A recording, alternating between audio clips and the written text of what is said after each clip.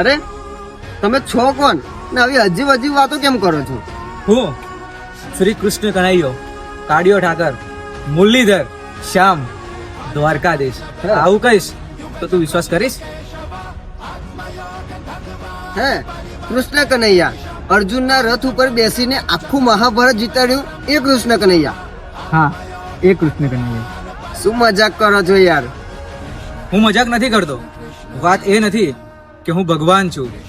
તું ખાલી એટલું સમજ કે હું અહીંયા ફક્ત તારા માટે આવ્યો છું, તારી મદદ કરવા માટે.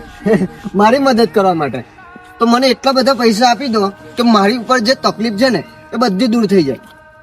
જો હું તને તારા જોઈતા પૈસા તો ના આપી શકું, પણ હું તને એટલું કહી શકું કે હું તને સાચો માર્ગ બતાવીશ, અને એ માર્ગ ઉપર તું જઈશ તો તારી બધી જ તકલીફ આપોઆપ મળી જશે. અરે યાર સીધું સીધું કોને હું ગોળ ગોળ ફેરવો છો? તો સાંભળ, હું તારી ડૂબેલી નાવને કિનારા સુધી લાવી આપીશ. કિનારા સુધી? તમે જાણો છો શું મારા વિશે? બધું જ. તમે જાદુગર છો કે પછી બુઆજી?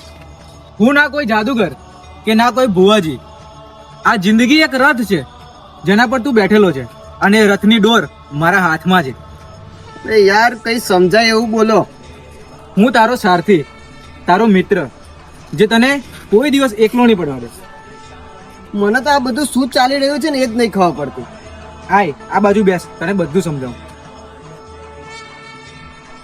હા તો સાંભળ, તું આ જિંદગીની રમતમાં હારી ગયો છે. તારી નોકરી તારાથી છીનવાઈ ગઈ. તારી બેનના લગ્ન માટે તે લાખો રૂપિયા જે ઇન્વેસ્ટ કર્યા હતા એ પણ ડૂબી ગયા. અને આ ભાઈબંધોની સંગતમાં તું ખોટી આદતોએ ચડી ગયો. નશા કરે છે, ગેમોના ચક્કરમાં તું તારા બધા જ રૂપિયા હારી ગયો. અને તારા જે માગતા લેનારા એ તને હેરાન કરવા લાગ્યા, અને એ લોકોએ તને મારીને ફેંકી દીધો.